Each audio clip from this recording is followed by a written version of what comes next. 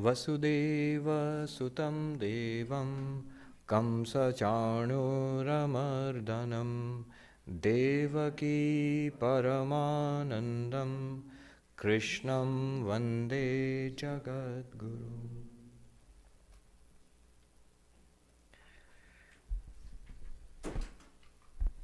Before we start, a quick announcement. Next week, there won't be any classes. The Tuesday, Wednesday, and Friday classes are cancelled.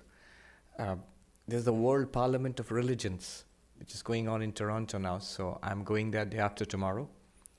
So Tuesday class, Wednesday class, and Friday classes are cancelled. But of course, day after tomorrow, the morning program is there. I'm here giving the talk. So especially the next week's Friday Gita class, it won't be there next week, but the week after that, of course, there'll be the class again. We were studying the Bhagavad Gita second chapter, where Sri Krishna is teaching about the real nature of the self. And we studied the 16th verse of the second chapter. I mentioned that it's a difficult verse, a very profound verse. Let's chant it again, and then we will proceed.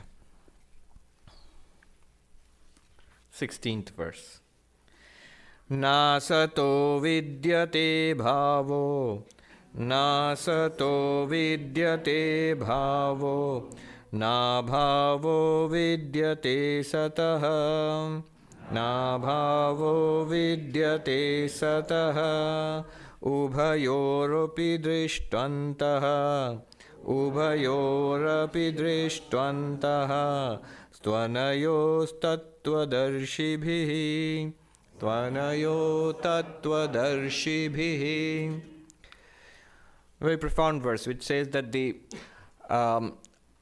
unreal, the false, never really existed. And the real, the real self, the Atman, what we truly are, it can never not exist. So what he's basically saying is, the entire world of experience, all those things which are created and destroyed, for us, they appear to exist for some time. This world, our bodies, people we know, they appear to exist for some time. But that's an appearance. That's what has been pointed out. And do you remember the underlying logic of this approach? That a distinction was made between an intrinsic property and an accidental or incidental property. And do you remember the example that I used about the potato being boiled and it's hot, and the water boils and the water is hot, and the pan in which the water is boiling, that's hot. But none of these things are hot in themselves. They gain heat and then they lose heat. Whereas the fire underneath is always hot. As long as it's burning, it's always hot. So the pan and the water and the potato, they all borrow heat, as it were, from the fire. Why as it were? They actually do borrow heat from the fire. And they lose heat also. So the heat is an extrinsic or an accidental property for these, the pan and the water and the potato. And notice the nature of an accidental property or an incidental property. It comes and goes. I gave the example of borrowed money, buying things on credit. So it comes and goes. It's borrowed. It doesn't belong to that entity.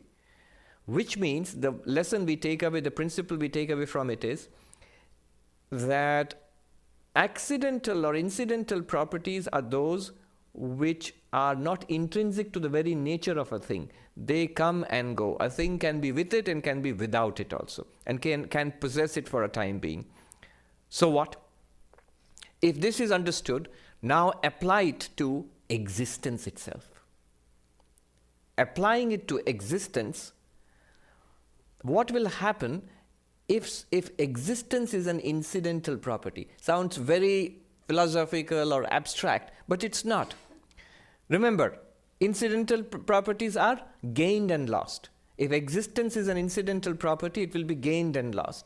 What is the meaning of gaining existence or losing existence? It simply means being created and destroyed. being born and dying, coming into being and going and losing existence, coming into existence and losing existence. In other words, what do you call a thing which is created and destroyed, born and dies?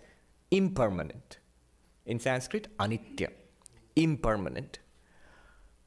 So what did we derive from this? Those things which are impermanent do not have existence as their intrinsic nature, as their very nature. They borrow existence. Now, two interesting things come out of this. That there is space here also, I think. You can sit here. I think there's space here. Yeah. Right, okay. Two things come out of this. One is, what do they borrow existence from? Are you with me so far? I always, this is a difficult subject. If you get the hang of it, it's not difficult. I give the example of, in the Tintin comics, we used to read as kids. There was this Professor Calculus. I can see some people nodding. You've read it. So Professor Calculus is explaining some complicated nuclear reaction to Tintin and Captain Haddock and Thompson. So they're walking along, and and you can see Captain Haddock scowling because he can't understand what's going on, and Professor Calculus looks back and says, "Do you follow me?" And the captain scowls and says, "Yes, I'm right behind you." So not follow me in that sense. What does it mean to gain existence and lose existence? What does it mean in that case? Two things it means. One is that these things are not intrinsic. Existence is not intrinsic to the impermanent entities, by which we mean everything in this world is impermanent. Everything in this world is impermanent. And that means they have borrowed existence. One. The second thing is, it means it has borrowed existence from something. There must be something which has lent existence, which has existence as an intrinsic property. Which really, what would it mean to have existence as an intrinsic property? Remember, fire has heat as an intrinsic property, which means as long as fire is burning, there is heat. If something has existence as an intrinsic property, if it has an incidental property, it will be born, it will die, it will be created and destroyed. If it has existence as an intrinsic property, what will happen to that thing? Do you remember? It will always exist. Fire has heat as an intrinsic property. It's always hot. If something has existence as an intrinsic property, it will always exist by that logic. Now, one might say that all this is fine, but in the real world, very interesting, the use of the term real. Real literally means existing. In the existing world, where is such a thing? Something which has intrinsic existence, which exists forever, which is not born and destroyed. And then, do you remember, Shankaracharya pointed out, we did a close reading of Shankara's commentary on the verse. He pointed out, Sanghata, Sanpata, Sanhasti, the pot exists, the pot is, the house is, the elephant is. House, pot, elephant are different. They're different from each other. They are not the same thing. But in each of them, we have the intuition of existence. Is. We don't pay any attention to it. He said, if you remember, our experience has this dual nature. All our experience, everything in our life has this dual nature. Right now, for example, you're experiencing that I am here, and this is a room, and here is a chapel, here is a Swammi, there is speech going on, there is some sound going on, I am thinking, listening. But these are all experiences you are having now. But Shankaracharya pointed out each of these experiences has a dual nature. One part is the thing which you are experiencing, the other part is the existence of that thing. Notice, I am. Look at the word am. It means existence. The room is. The chapel is. Speech is. How do you experience speech? Do you experience it as existing or non-existing? You obviously do not experience anything as non-existing, because if it was non-existing, you wouldn't experience it. So literally we experience, everything we experience is pervaded by isness, a sense of being. And Shankaracharya takes pains to point out, it is very well established in your experience. You're actually experiencing it. Existence. And it's an interesting thing. If you experience a book, there is a book and you're experiencing it. If you're experiencing existence, there must be something called existence. Let me repeat that. If you're experiencing a book, there must be something called a book which you have in your experience. If you're experiencing existence, there must be something called existence which you are experiencing. So there is this one underlying isness, which Vedanta calls pure being, Sat. Pure being, existence. Literally, Sat means pure being, isness, which is always available to us, which never goes out of existence. And do you remember we had all those interesting questions? If a pot is destroyed, so the pot is not. And Shankaracharya would say, first of all, the broken pot is. The isness continues in the broken pot. And there are other pots. So you suppose all pots are destroyed. Well, there's the cloth, and there's the house. And then there was a very interesting question. Suppose everything in the universe is destroyed. Where will existence be?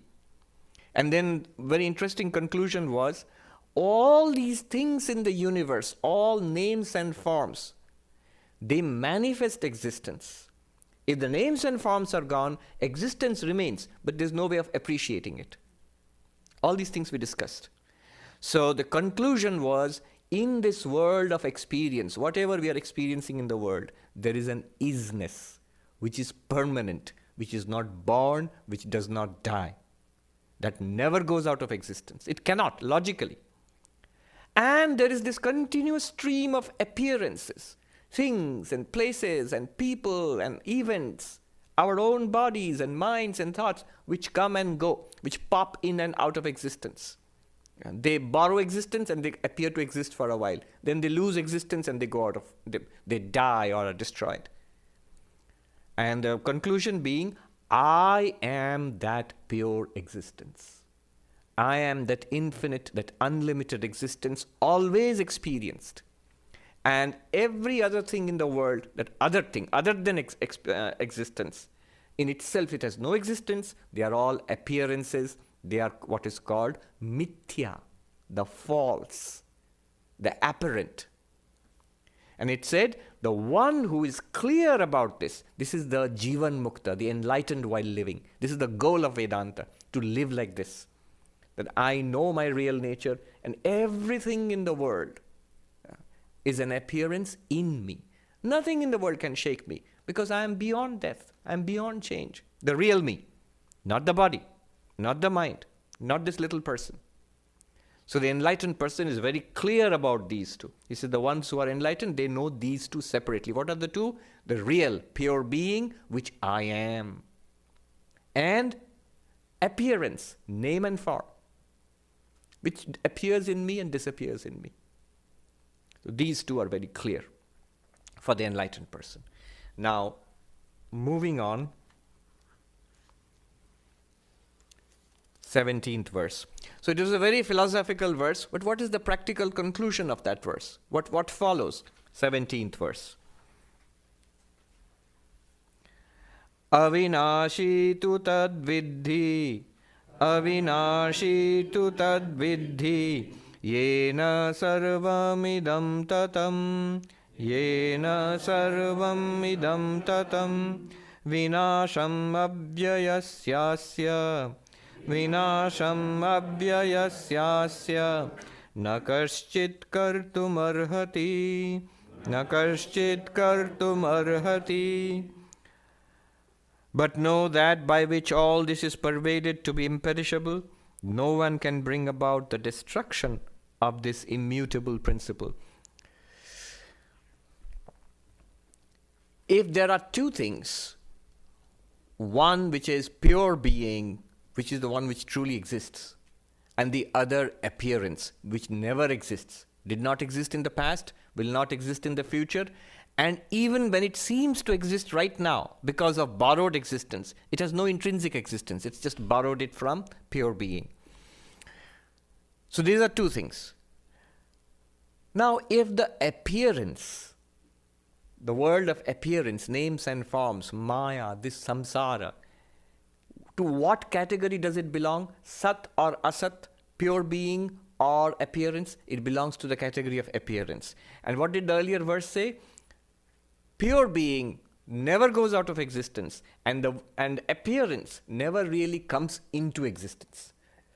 In other words, all that truly exists is pure being, Brahman, Atman.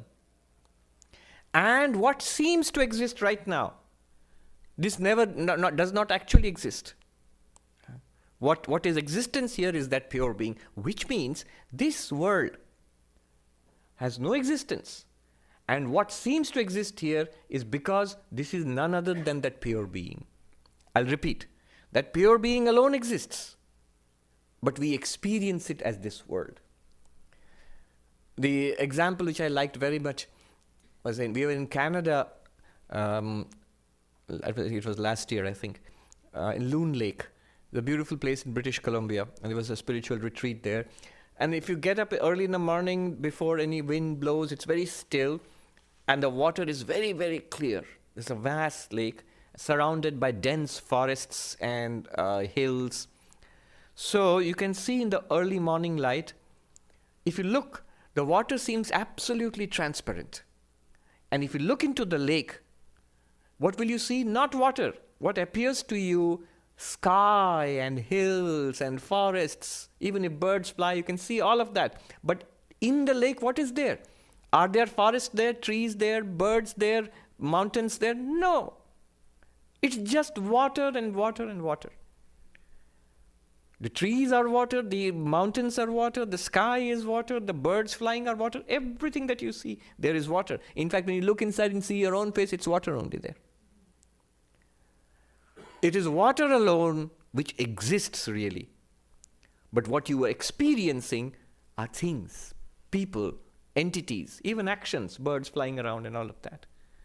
Exactly in the same way. But remember, in this is an example. Don't extend it too far, because example, there is really a world outside which is being reflected in that water. So don't stretch it. Is there a world which is being reflected in Brahman? No. In the case of Brahman, pure awareness in which it appears, pure being and pure awareness, it can project by its own, let us say, Maya. It is colored by the appearance of samsara. So it says, here itself, when you are experiencing the world, what follows is, number one, here itself is that Brahman, pervading all of this. Avinashi tu tadvidhi, that indestructible, that pure being. Know it, where? Yena sarvam idam tatam, a very beautiful phrase, by which all of this is pervaded. All of this is pervaded by that. But then, why don't we, all of what? All of this experience, what we are experiencing right now, all of it is pervaded by that Brahman which you are. But then you might ask, why don't we see it then? Why don't we experience it as such? In the water, in the case of the lake, if you pay attention, you can see the water also. You can notice that it is water. But why don't we see Brahman, pure being then? Why don't we experience it? He uses a word, Krishna uses a word here, tat. Now, tat literally means that. And if you see the play of words, sarvam idam. In Sanskrit, idam means this. Tat means that. So what? This, a little bit of Sanskrit grammar here. This, the word this is always used when something is immediately available for experience, for perception. So you can see it, hear it, smell it, taste it, touch it. So you call it this thing which I see or hear or smell or taste or touch. And we generally use tat, that, for something which is remote, which is not immediately available to your senses. That place and this place. This place is something here, that place is something there. In English also we use this and that. That is remote And this is proximate. In Sanskrit, paroksha, aparoksha. Paroksha or pratyaksha. Pratyaksha means available to the senses. By using the word that, for what? For that pure being.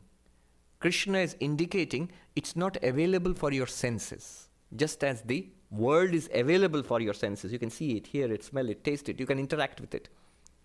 All the time, you are hearing, smelling, tasting names and forms, but it's given reality by that being.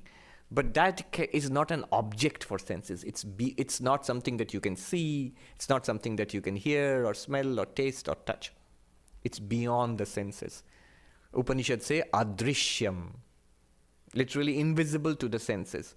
Agrahyam, it is not an object for your motor organs. That means you cannot walk to it or grasp it. So that's why the word tat has significance here. Then he uses a beautiful phrase, yena sarvamidam tatam, by which all this is pervaded. Very beautiful phrase.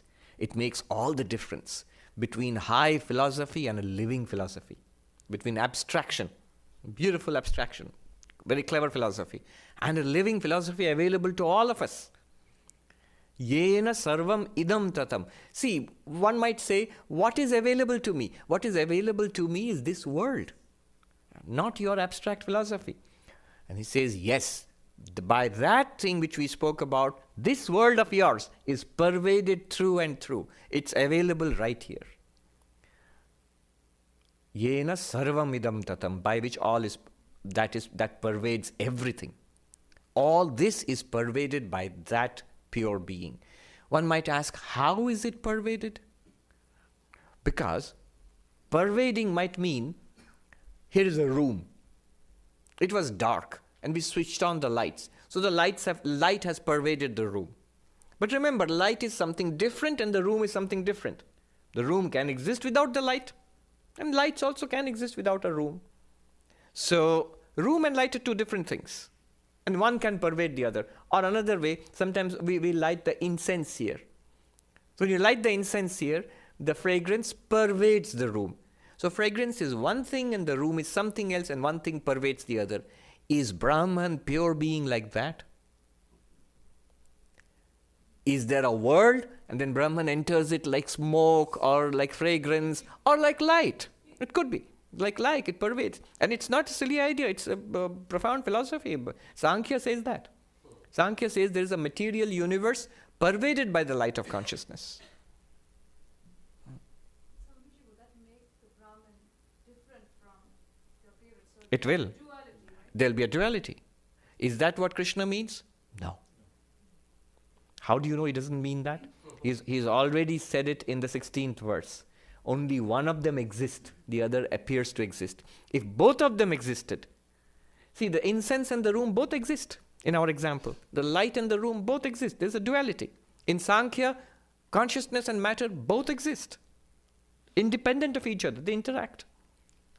But here he says one exists, the other one borrows existence from the other one, from the first one.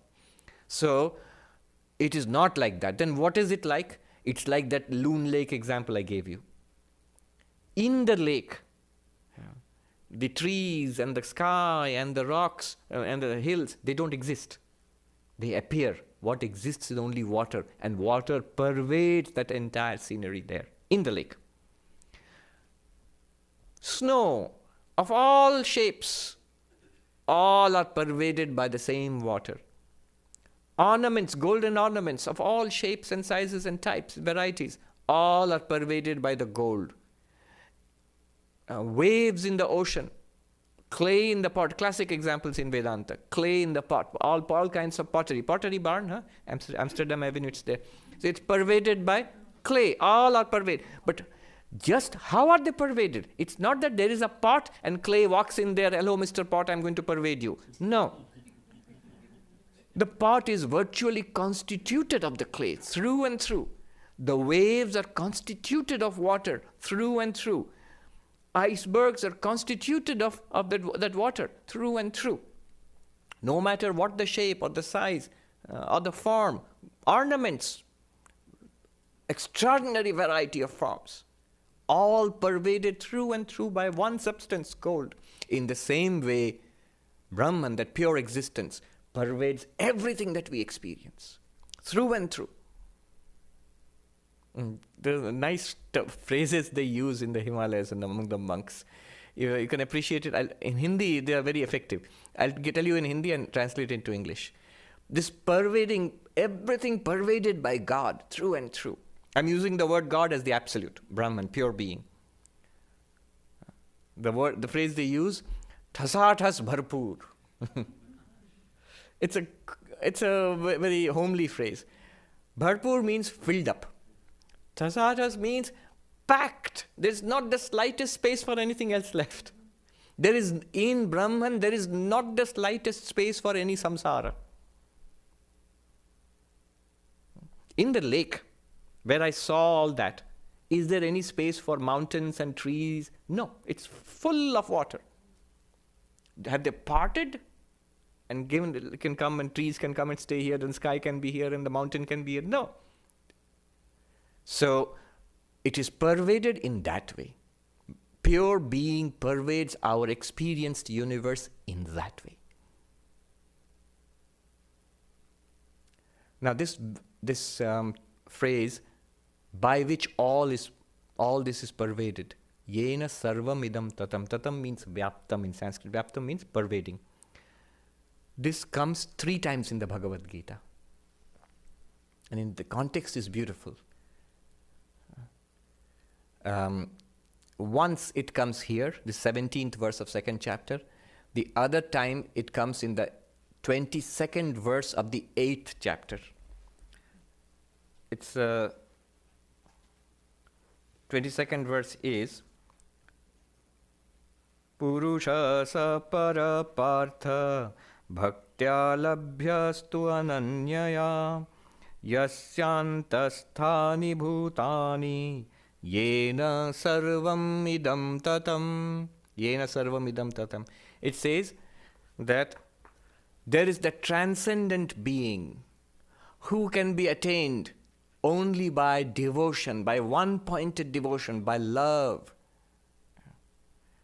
in whom all beings exist, by which this entire world is pervaded. Yena sarvam idam tatam. Who are they talking about? They're talking about God. Do you see the interesting thing? In the 2nd chapter, who is it talking about? He's talking about you. You are that pure being. Because the whole subject was the self, Atma. And he's using this exactly the same language to talk about God. Because when he uses the term bhakti, by one-pointed devotion, whom do you have? I know we have one-pointed devotion to ourselves, especially here in Manhattan. I, me, mine. But one-pointed devotion is usually meant for God. He's using exactly the same way same language to talk about God and you, the real you. You are the transcendent being, pure existence by which the entire universe is pervaded, which constitutes the existence of the entire universe. One. And many, I don't know how many months it will take when we come to the 8th chapter's 22nd verse. We are far away. There he's talking about God, devotional. And he says there is such a thing. One-pointed surrender and devotion, you will realize that reality, that transcendent reality, para purusha, the transcendent being in which all beings exist. And you can understand exactly how all beings exist in that, because that is pure being. And by which all is pervaded, exactly the same verse. But how do you attain it? By love, he says, by devotion, bhakti. Again, the 3rd time this comes is at the very end of the Bhagavad Gita, the 46th verse of 18th chapter, the last chapter. Yata pravritti bhutanam yena sarvam idam tatam swakarmana tam abhyarcha siddhim vindati manava. From which has emerged all activity in the universe of all beings, by which all this is pervaded. Same phrase. That one, worshipping that one by your work, by your action, you will attain perfection. When you Beside this, I don't know if people have heard Swami Ranganathanji, you're immediately reminded of him. This was one of his favorite verses. Swakarmana tam abhyarcha. I can see it clearly, sitting there, erect and sharp. Swakarmana tam abhyarcha siddhim vindati manava. By worshipping the Lord, by one's actions, activities, one attains to perfection. Again, talking about God there. So, in 3 places, very beautiful.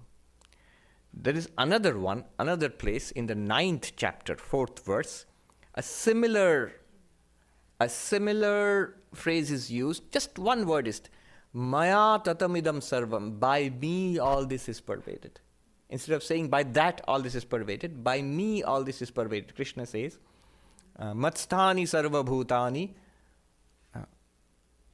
nacha matsthani, and he says, Matsthani sarva bhutani, in 9th chapter.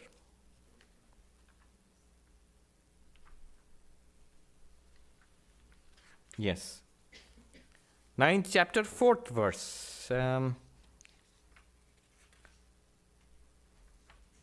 By the way, if you are impressed, how is he cruising all across the Bhagavad Gita?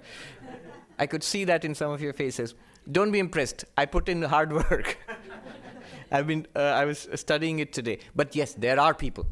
I have personally known people who are so well versed in this that I am using their work actually. So that's why it seems like magic. Somebody else has put in the hard work. Maya tatamidam sarvam jagad abhyakta murtina. See, you can understand it immediately. All this is pervaded by me in my unmanifest invisible form. What is the unmanifest invisible form? Pure being, isness. Matsthani sarva bhutani nachaham teshu avasthita. All beings are in me. Watch the magic here. All beings are in me, yet I am not in them. What does it mean? Imagine, somebody mistakes a rope for a snake. Can you say that snake, though mistaken, that snake is actually in the rope? The rope can say, yes, it may be mistaken in me, but I am not in that snake. That doesn't exist at all. Similarly, what does it mean? It's only the rope which exists. It's only pure being, it's only God, it's only absolute which exists. It's not that the absolute exists and the world exists and the absolute exists in the world. No. That's what Krishna is saying. That is pure Advaita. The next verse after that, the 10th verse, the 5th verse of 9th chapter, it says, Nacha matstani bhutani pashyame yogameshwaram. These 2 verses together, when we come to it eventually, many months later, 4th and 5th verses of 9th chapter, they establish Advaita Vedanta and Maya. What he says is there, that I pervade this entire universe in my invisible form, unmanifest form as pure being. All beings are in me, and I am in them. And the next he says, in truth, none of them are in me either. He flat out contradicts himself. He says, all beings are me. The next verse he says, they are not in me. Pashyame yogameshwaram. Look at the power of my Maya, which means they are appearing in me. Can the Loon Lake not say, I pervade all these trees and plants and mountains and skies in the lake by my power, water, by my existence as water. All these plants and lakes and mountains and sky is in me. Yet I am not in them. And in truth, none of them are in me. Would it not be perfectly right? Yes. Exactly like that. That's the lake. Here it means you. You, the pure being, pure awareness, entire world of your experience appears in you, shines in you, disappears in you. You pervade it all. All right. Now, when I say these things, remember my sources are, of course, the original Bhagavad Gita and a variety of commentaries, ancient, medieval, and modern. Once in a while, if something occurs to me, I will tell you. But I'll flag it so that you know it's not coming from any venerable source, it's just coming from this guy.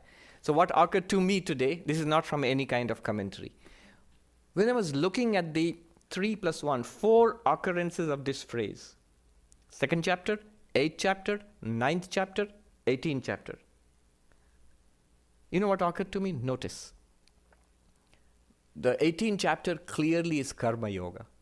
Worshipping the Lord by your action, you attain to perfection. The whole teaching of Sri Ramakrishna, Vivekananda, seeing Shiva in all beings, worship them with service. Shiva Jnani Jiva Seva. Exactly, it follows from that. The one in the 8th chapter, Labhyastu Bhakti Ananyaya, it is attainable by one-pointed devotion, by love, by devotion. Bhakti Yoga. Then the 9th chapter, where he clearly puts out Advaita. All beings are me, yet I am not in them, and truly speaking, none of these are in me. The universe is actually not in me. They are not of the same level. Brahman and Maya both are implied there. Jnana Yoga. And this one, though we have been explaining it in terms of Advaita following Shankara, actually, this is what is called Sankhya Yoga. The chapter name of the chapter is Sankhya Yoga. The very language here is a Sankhyan language. Advaita follows from this, no doubt, especially in the earlier verse, 16th verse. But you have to interpret it. If you take it without interpretation, you actually get a kind of Sankhya. Sankhya and Yoga, they are what are called, they are sister philosophies. In Sanskrit, Samana Tantra Darshana. They are not in conflict. Raja Yoga is the way of meditation. So now you have got the 4 occurrences of this one verse, from which follow Raja Yoga in order, Raja Yoga, then Bhakti Yoga, Jnana Yoga, and Karma Yoga.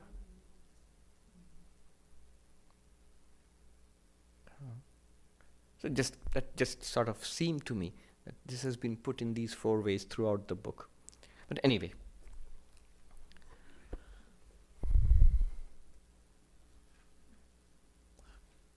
And he goes on to say that one practical implication is Vinasham abhyasyasya na kaschit kartum arhati. Of this pure being, which is unchanging, nobody can destroy it. There is nobody, nothing can destroy this pure being. Which means, he's talking to Arjuna, it does not depend on whether you fight or you do not fight. What will happen? All these bodies, these personalities, they will die. They will die. They belong to that category which never really came into existence. Because they belong to the category of the false, the apparent, they have borrowed existence. They are bound to lose it. All those you are worried about, whether you kill them in war or you do not kill them in war, no, death is certain for all of them. None of us can avoid death. Death of the body is certain. And your death is impossible. You cannot die. You, the real you, the spirit dies not. The body will die. There's absolutely nothing to be worried about there. That's what terrorizes the world, death. That's the final instrument of Maya, which keeps us in terror. And he says here, this message of hope. Be clear about this. The body will not survive no matter what you want to do to it. No matter how much gluten-free and yoga. And the self, pure self, is never subject to death. It really does not depend on what you do. That's what he wants to tell Arjuna.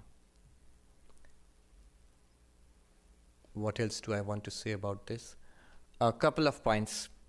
One is, by this pure being is pervaded this entire universe.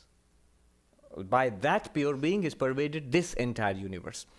Now when Brahman pervades everything, pure being pervades everything, it does so equally. All differences are in Maya. There is no difference in Brahman. In the high and the low, in the living and the non-living, in male and female, in people of different races, in human beings and animals alike, the same divinity. Vivekananda put it, he says in his inimitable way, he says, verily the lowest worm is brother to the Nazarene. Jesus Christ, Avatara, Krishna, Christ, Buddha, the highest product we can think of in our civilization, in humanity. Unreachable almost. Divinity in human form. And he says the worm is brother to that. In what he means is it's same reality everywhere. Yes, manifestation is different. There is difference. There's tremendous difference. But all difference is in manifestation, is in Maya. In reality, there's only one reality. This is the tremendous conclusion of Advaita Vedanta. So this is one thing. The oneness of all existence. And the sameness, in down deep the sameness. Hence, what is the practical implication? The practical implication is that when we inhabit this world of difference, the implication is respect. The implication is harmony. Don't fight. Don't murder or kill, especially in the name of religion. You can see shades of my world parliamentary talk here. Yeah. So, harmony follows from this. The sameness of the divinity. How can you condemn another person, another race, another gender? Because the same divinity is there. Yeah, are you going to condemn God? Swami Vivekananda he never spared the Hindus for their faults. Very interesting how he defended Hinduism staunchly when he was here against all critics. But when he went back to India, he pointed out the faults of the Hindu society at that time in no uncertain terms. He said, no religion in the world preaches the glory of human nature, which means the divinity, in such magnificent, wonderful terms as Hinduism does. But no religion in the world tramples on the necks of the poor and the weak in such fashion as Hinduism does, which means through casteism. He pointed out two things. One is the oppression of the masses, another one neglect of the women. He says the two great national sins of India. He pointed out. This does not follow from Advaita Vedanta. It cannot. Vedanta is Advaita is the most democratic of all religions. In what sense? The central idea of democracy is, who said that? I forget. Very recently I heard it, somebody saying it.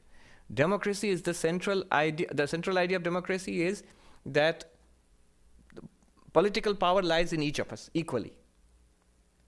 And the central idea of Vedanta is divinity, God, lies in each of us equally.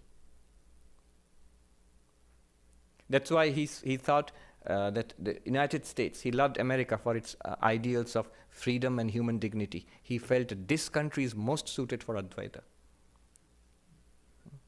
Not so much India, though Indians take it very quickly because they are used to it culturally, but India has a very ancient society, stratified layer after layer of hierarchy, and tremendous burden of history is there. But here he found, here is a fresh land which values freedom and liberty, freedom and dignity.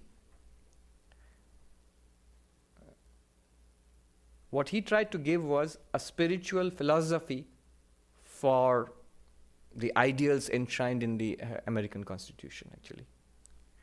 Anyway, that's apart from our talk today.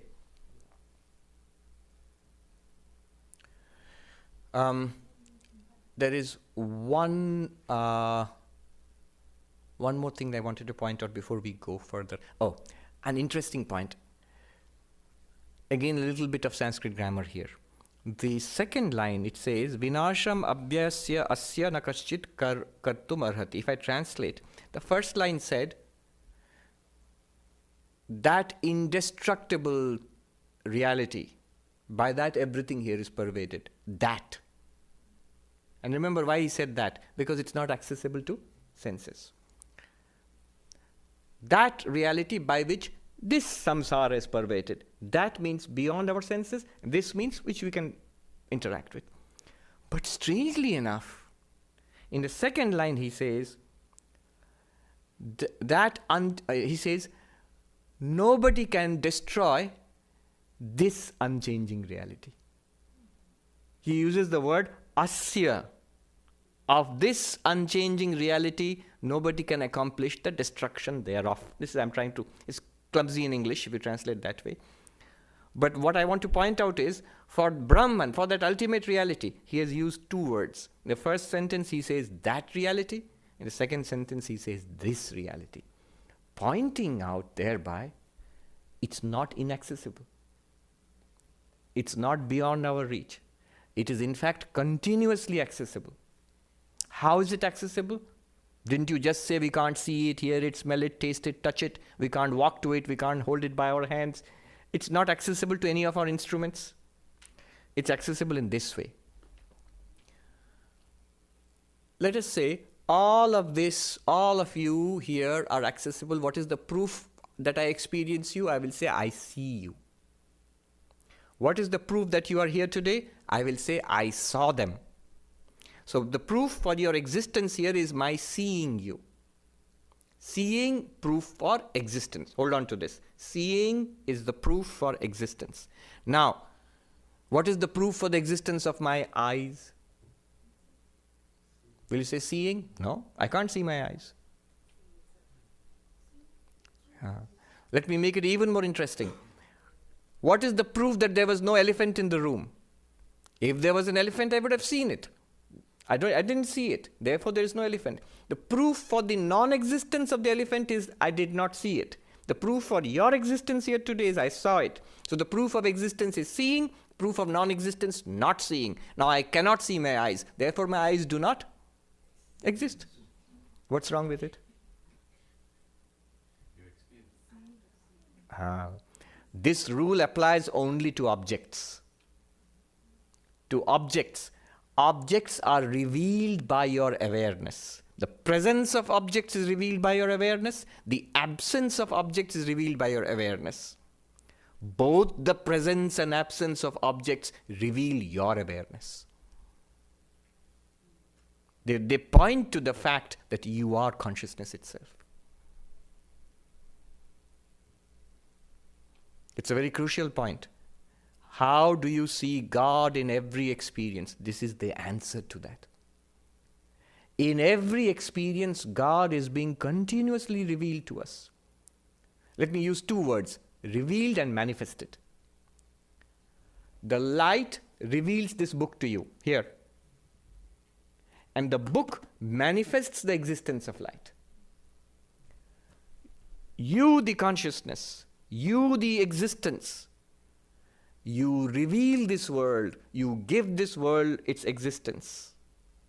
And this world of appearances manifests your being, that you are pure being, pure awareness. Some of you are getting it. Isn't it beautiful? Yes?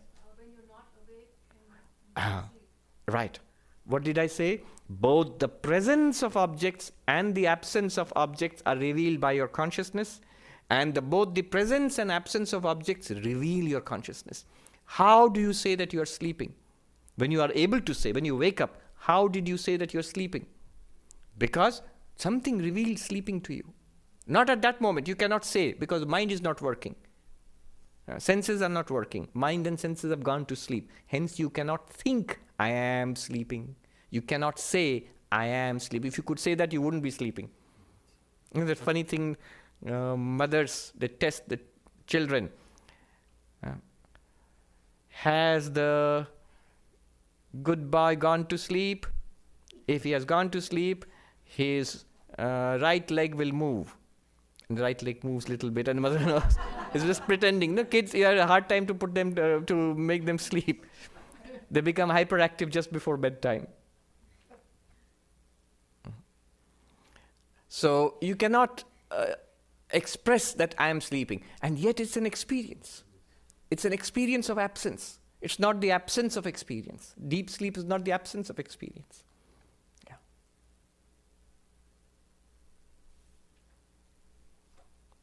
By these words, that and this, that pure being points out it's not something that you can experience with your senses. This pure being points out that it is continuously available to you as your very self, which gives existence and consciousness.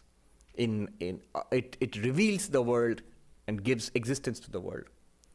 In Sanskrit, the words are very nice. Satta spurti. Satta means exist. Sat means existence. Satta means that borrowed existence. Chit means consciousness. Spurti means the shining forth.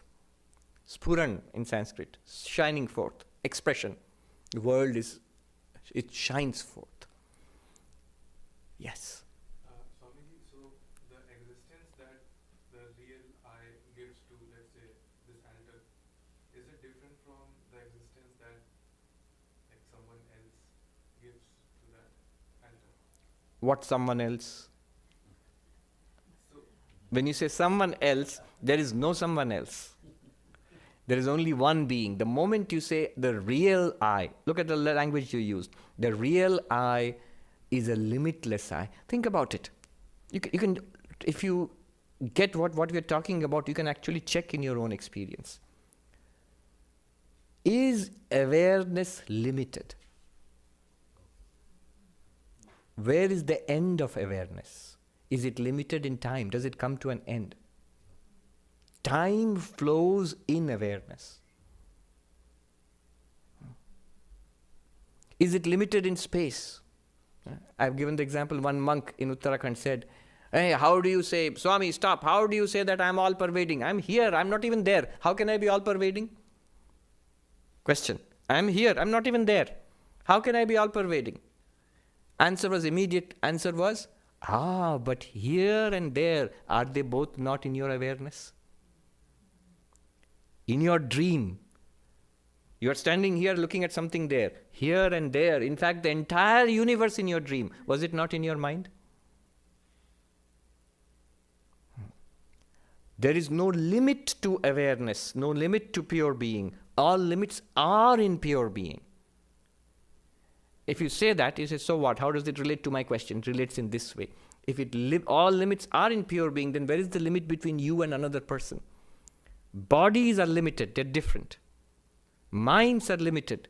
Consciousness flowing through this mind is the person who is asking the question now. But that consciousness in itself is the same for everybody. Or rather, in that, what did we say? In that awareness, all beings exist. Or they do not even exist. That awareness alone exists. There is no anybody else. What you are saying at a practical level, yes, there's a difference. The way you are perceiving this, and the way she is perceiving, he is perceiving, slightly different. Because you are perceiving it through this medium of your senses and through the filter of your mind. Same for each of us. But that's at a practical level. Yes, each of us has a difference. We put a little layer on the world that we perceive. We really do not have any access to the world outside. Everything that we perceive is through the medium of our minds. And our minds arise, play around, and disappear in awareness. Awareness and mind are not the same. So my answer to you is, no. The answer to your question lies in your very, very question. Does someone else give a different existence to it? No. There is no someone else. In your dream, for example, you see so many people and so many places, and somebody tells you all of this is given existence by you, the dreaming mind. And if you ask, all those people, are they giving some existence to all these things also? All those people are also given existence by your dreaming mind. In the dream. Here, not by your mind. You are not dreaming all this. It is rather in pure being, pure consciousness, all things appear. Yeah. Yes. So, if awareness imparts existence to everything, Repeat that. Awareness imparts existence to all experiences, everything, imparts existence, yes. there are possibly things that I'm not even aware of, but they do exist, possibly. And even if awareness is not mine alone, it's shared by everybody. Hmm. There might be things that exist that nobody's aware of. Right. So How do you explain that? But remember, the way you are using awareness and what is meant here is slightly different. The way you are using awareness is awareness channeled through our minds. What you are saying is, this awareness in me, the person, has made certain things its object. Certain things the awareness is seeing, certain things it's hearing, certain things it's remembering. This is my area of knowledge. And beyond this is a vast area of darkness where I don't know. And so is it is true for all of us. But this is awareness which is what is called vyavaharika. It is channeled through a body and a mind. Certainly for us, there are things we know, things we do not know. But all of this, bodies, minds, senses, and Vishaya, objects, they all appear in that ground of reality. Again, very easy to understand if you take your dream world. In your dream world, you have a world. In that you are also there. And there, that person who is there in the dream, that person knows certain things and also has the feeling, there are many things in this world which I do not know. But they exist even if I do not know. But is it true? What is true is that all of that exists only or appears only in the dreamer's mind. From the point of view of the person inside the dream, there are things which are known and things unknown. Both known and unknown are appearances in consciousness. You have to think like that. Yeah. Yes. It's tremendous, really, what he's saying. Right here itself, Vedanta is already over. All right. Now, he goes on. In contrast to this, what about the bodies, our minds, these things of the world? They all have a beginning and an end, so he says. 18th verse, Krishna says, Antavanta ime deha, Antavanta ime deha, Nityasya sharirinaha, Nityasokta sharirinaha, Anashino prameyasya, Anashino prameyasya, Tasmat yudhyasva bharata, Tasmat yudhyasva bharata. These bodies of the eternal, imperishable, immeasurable, embodied self are said to have an end. Therefore fight, O descendant of Bharata. Now what about this life? This, first of all, this particular body, this particular manifestation in awareness, it has a beginning, it has grown, it will age, it will pass away. Do not worry about it. As long as it exists, take care of it, use it, act in this world. Very interesting. What follows from all this high philosophy, tasmat yuddhasva. Again and again and again, Krishna, he has a motive in all of this, to engage Arjuna in the Mahabharata war. But what follows from what seems to be a very abstract philosophy is a philosophy of action. It enables you to act properly in this world, without attachment, without ambition, greed, without fear and terror. It enables you to act with serenity in this world, to do the best you can through that particular body and mind. Tasmat yudhyasva, fight the battle of life, O Bharata, O descendant of the Bharata. Antavanta ime deha. These bodies are with beginnings and ends, which means with beginning and end. And they are appearances of what? Nityasya, of the eternal reality, which you are. And that eternal reality seems to possess a body now. It's called Shariri, the embodied. Embodied does not mean there is a body and then you are filled into the body, you're poured into the body somehow. No, it means just that I accept this body as mine. In Hindi, this is Swikriti Matra. You just say, this is mine. When one begins to see this, if you put some attention to it, you will begin to see it is nothing more than an identification that it is mine. That's all that I say. It's really, there is no connection between you and the body. Imagine where we have gone from I am the body and nothing else, to now we are saying there's no connection between you and the body. Nitya, sharirina, the embodied. Embodied means the one who claims that this body is mine. shariri. I remember Swami Ramakrishnananda, Shashi Maharaj. He was in Chennai at that time. And Sister Devamata, an American lady, an American nun, she had gone to India. She stayed for some time, met many of the direct disciples of Sri Ramakrishna, including Shashi Maharaj, Swami Ramakrishnanandaji. One day, she writes in her reminiscences, Days in an Indian Monastery. She writes in her reminiscences that the Swami was talking about the difficulties he had faced in setting up that, and hardships, tremendous hardships he had faced. For example, I remember many such stories. Poverty, extreme poverty. And one day there is nothing to offer to Sri Ramakrishna. There is a ritualistic offering every day. Bhog is offered. So nobody had bought anything. No offerings from devotees, fruits or sweets, something that can be offered. And Swami Ramakrishnananda, who had one, that's why his name was Ramakrishnananda, one whose bliss is in Ramakrishna. He had one pointed devotion to Sri Ramakrishna. He goes to Sri Ramakrishna in a huff, and he says, all right, if nothing comes today, I shall go to the beach in Madras, and I will make little, like coconut balls, I'll make little balls of sand. And I'll come and offer that to you today as the offered food, and I will eat that and live today. As he said this, little while later, somebody turned up at the monastery, a devotee with a lot of delicious foods and everything. So Sri Ramakrishna, he can be threatened.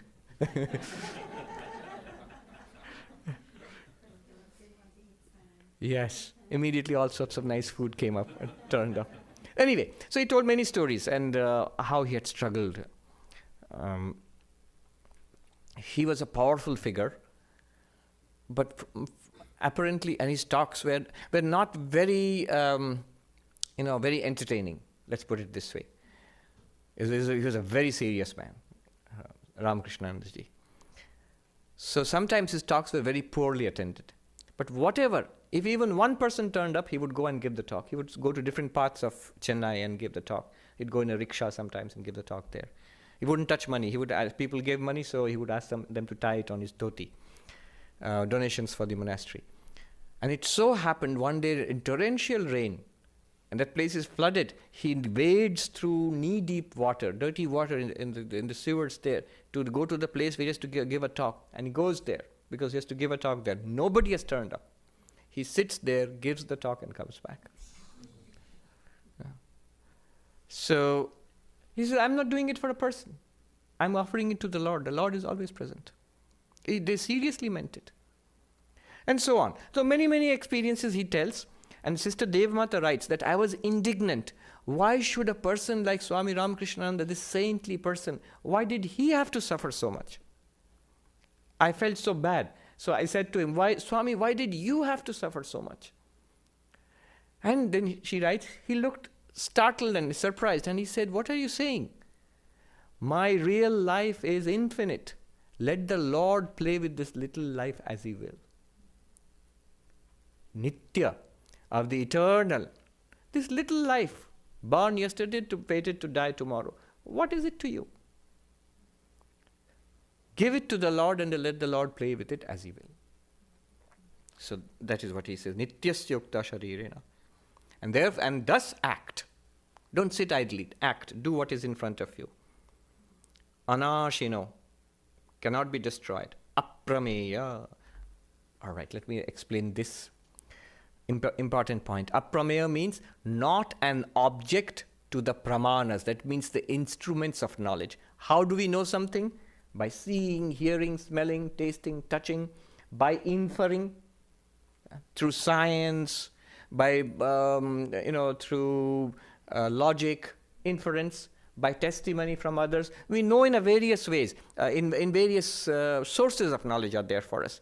However, all you know, whatever you know, you can know through Google today. So all of these are called pramana, which gives you knowledge.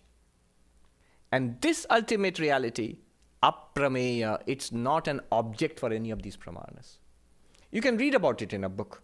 Even Google can tell you about it. It can tell you lots about Vedanta. Yeah. But it really will not give you enlightenment. You cannot grasp it directly through any of this. Just the way you can see it with your eyes, you can touch it with your hand. You can say, I know it. In that way, you cannot know Brahman. So it is called aprameya, not an object to the sources of knowledge. Sources of knowledge, pratyaksha, that means direct perception. Then anumana, inference. And then shruti, that means that is scripture, testimony, instructions from trustworthy sources. Shabda pramana is this. And there are secondary pramanas also. Technically there's something called supposition, like arthapatti. There is anupalabdhi. Absence itself is a pramana.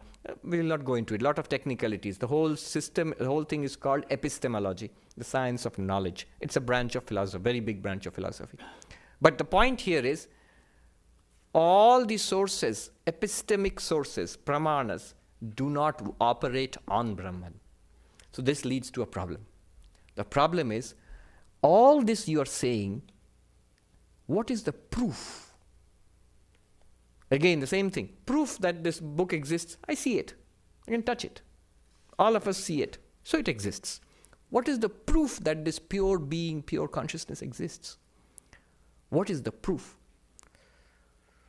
I was talking to a philosopher recently, NYU, and he said, what is the proof? But you're saying that it exists, such a thing. Aprameya. You know what is the proof? The answer is there in that example of the eyes seeing. What is the proof? You know what an Advaitin will say? He'll say, all the sources of proof, these methods of knowledge, pramanas, they all operate because of it.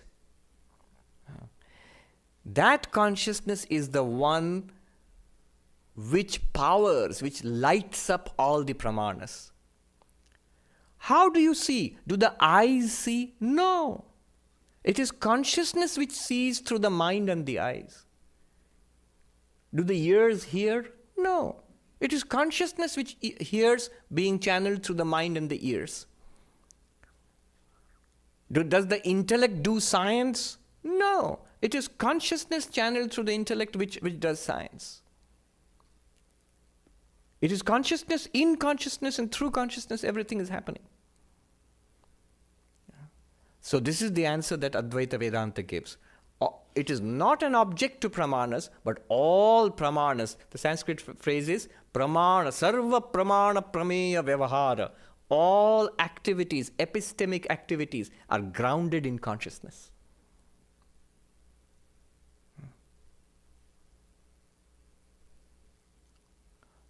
You might say, so this leads to the hard problem of consciousness, one of my favorite subjects. Yeah. And so a camera, there's a camera there. The camera, it's recording. Is it seeing? In a way you can say it's seeing. It can record, and if it's connected to computers and devices, it can even react to things happening. But does it have a first-person experience of seeing inside? Is there something which is seeing? Can the first-person experience, like you are seeing colors, you are hearing sound, is that thing going on in the camera? It's recording light and sound. No.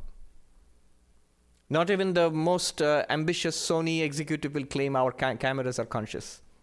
No. So what is that? Behind all epistemic access is consciousness. It is not an object to sources of knowledge, but it is that which powers all sources of knowledge. Therefore, I'll leave you with this thought. In all knowledge, it is available. Just as eyes are available in all seeing, though they are not something you see. Mind is there in all thinking. Similarly, consciousness is there in all experience. Our attention it flows through the objects of experience. But if you know this knowledge is there with you, you can know that consciousness, within quotes, know. You can know it by being it. Brahma Veda Brahmeva Bhavati. The knower of Brahman is none other than Brahman. Yes. So 2 questions. This lady first, and then I'll go to you. Yeah. So can we put it in this way, Swamiji? The continuity in our experience is because of pure being. The continuity continuity in our experiences? Let's call it pure being awareness. Sure. Pure being awareness. I will modify it. That's right. I'll modify it in this way. She asked, is the continuity in our experience due to pure being? So let's call it being awareness. Sat Chit. Existence consciousness. The continuities and the perceived discontinuities are all due to that pure being. There are perceived discontinuities. Deep sleep, anesthesia, discontinuities. All amnesia, memory failure, very boring Vedanta class. The class went away in a twinkling of an eye. What happened? Mind was elsewhere. So. But that is also revealed by the same continuous awareness. Yes. Question. Is that why Krishna says that he is the knower of the field of all the fields? Yes. That will come in the 13th chapter. Very powerful statement. Kshetragyam chapi mam vidhi sarva kshetreshu bharata. I am the consciousness in all bodies and minds. Literally, I am the knower of the field in all fields. This relates directly to your question. The gentleman here who asked the question, other people. Because we feel, I am the knower of this field. This body is a field. In this, I am there as the knower. Krishna says, how many knowers are there? He says, there is only one knower. Apparently, there are many knowers. With respect to bodies and minds, many, many knowers. With respect to consciousness behind the body-mind, one consciousness. That is what is called God in Vedanta. I am the consciousness, I am the knower of the field in all fields. God is therefore available to us in every experience, inside yourself, as yourself. But as your real self, capital S. There was another question that, yes, that's the last question. So this is from the camera example, where you say that the camera does not see, even though it records. So how do we know that it does not see? Like, how do I know that the camera does not see? It might sound crazy, but I have no way of knowing whether the camera, the thing that exists, Yeah. does not actually see, it merely records. True. We don't know. In fact, the only thing that you know for sure is that you see. You don't even know that we see. How do you know? How do you know? Because you don't have access to our first-person experiences. We could all be zombies, for all you know. Yes, Halloween just passed. Nothing is in the vein of thought where we say that nothing is separate from the pure being. Yes. The pure being imparts me existence. Yes. And so it imparts existence to the camera. The camera. And yet we say that although existence is imparted to me as well as to the camera, Yes. consciousness or awareness is only imparted to me, not the camera. Ah, yes. Living was non-living. Correct. The difference between living and non-living. So this is an issue which is easily resolved. How does Vedanta distinguish between living beings and non-living beings? From Vedantic perspective, there is only one existence consciousness.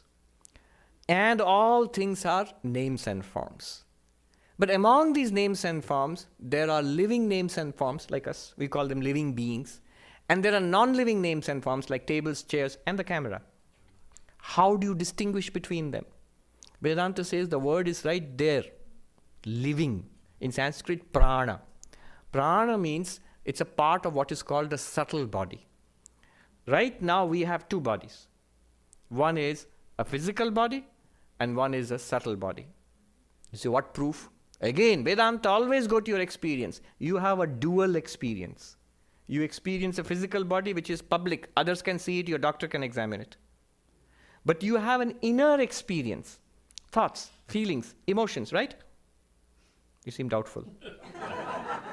Thoughts, feelings, emotions, ideas, memories, questions, all of those are there. Your doctor cannot see it. Your doctor can only go up to the brain. Inner experience you have got. That inner experience is happening in what is called the subtle body, Sukshma Sharira, which is constituted of the Pranamaya Kosha, Manomaya Kosha, and Vijnanamaya Kosha. 3. There is a causal body beyond that, but we will not bother with that. So these 3 are called the subtle body. Now the distinction between living beings and non-living beings is living beings have the subtle body, which has prana, which is life. mind and intellect and emotions, ideas and memories. The whole person is there. That is called the Jivatma. And beyond that is, of course, causal body and then consciousness. So existence consciousness is there in that camera also. But what happens is, because there is no subtle body there, only the existence aspect is manifest as a thing. But there is no person in there, because there is no subtle body in there. That's how we distinguish. You'll say, why is there not a subtle body there? We can't see. If there was a subtle body, it would be a person. This is an important question, because in these days when AI is being seriously discussed, so I have had actually people working with AI in some of the most advanced labs in this country. In a couple of questions, a couple of times I've been asked this question: can this AI, they are talking about a particular project which is still there, can it become conscious in the sense you are talking about? So they have many theories about that. From a Vedantic perspective, if you can design a subtle body, if you can generate a subtle body, it will become conscious. Because existence consciousness is always there. Existence is manifest. This is. But there is no inner awareness there. There is an inner awareness here, because consciousness is also borrowed. See, it happens this way. Physical body borrows sat, being. Subtle body borrows being and awareness. Existence, consciousness. This is called Chidabhasa, reflected consciousness. Again, your experience. You not only have thoughts, but those thoughts shine in consciousness. If you note your own inner experience, that consciousness which you're feeling now, that is not pure consciousness. That's a consciousness associated with a thought, shining in a thought. That's called reflected, or in Sanskrit, phalita, chidabhasa, a shadow of consciousness or reflection of consciousness. It's like the sun's light being reflected from the moon. The moon appears luminous for all practical purposes, shines, gives light and all of that. But it's not luminous. It's borrowing light from the sun. The mind in itself, it borrows existence and consciousness from the Atman. The body borrows only existence. It cannot, because it does not have the capacity to borrow consciousness. So this is the distinction. Again, if you say what gives you the right to make this distinction, I say look at your experience. Science cannot explain this. I'll just leave you with I can't resist this. Obviously, you've heard of the hard problem of consciousness. I've been repeating it again and again. Science has a problem, neuroscience, that you go up to the brain, but after that, how it has a first-person experience, you can't talk about it. They have a huge debate going on. And New York, NYU, all of this is at the nerve center of that debate. I mentioned that last week before last, there was actually a workshop, a colloquium, where some of the top philosophers were present, and the Advaita Vedanta perspective on the hard consciousness of problem. That was hard problem of consciousness was discussed. So it's come to that level now. But on the other hand, philosopher Galen Strawson from UT Austin, University of Texas Austin, he says, forget the hard problem of consciousness. There is no hard problem of consciousness. There is the hard problem of matter. What he says is very Advaitic. He's not saying it in a reductionist, materialist figure. He's just saying the opposite. He says consciousness, we know what it is. You're all conscious. We know. We are conscious. Matter appears to us in consciousness. And we investigate it with science, common sense, science, whatever. And as we investigate it with science, it disappears before our eyes. The more we have investigated matter, it seems to be only structure, nama rupa. Where is the substance? It keeps disappearing. What is matter? How matter makes distinction. Science tells us a lot about how matter behaves. It is continuously failing to tell us what matter is. What is the thing there? The moment you investigate the thing, it breaks up into smaller and smaller and smaller particles. Yeah.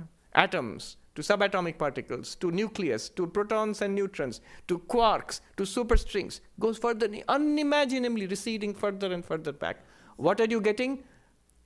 Jim Holt said in his book, Why Does the World Exist? We are getting only name. We are getting only structure. Structure in Maya is name and form. The more science investigates matter, all you keep getting is name and form. Substance disappears. The more clearly you investigate it, the more it fades away. So he says, Galen Strawson says, He calls it the hard problem of matter. You forget consciousness. Consciousness, everybody knows consciousness because we are conscious. And he says we don't know what matter is. The more science has advanced, it has just shown us we have absolutely no idea what matter is. If you put the hard problem of consciousness and you put the hard problem of matter together, you get Advaita Vedanta, you get Tattvamasi. On that we will end. Om Shanti Shanti Shanti Hari Om Tat Sat Shri Ram Krishna Arpanamastu.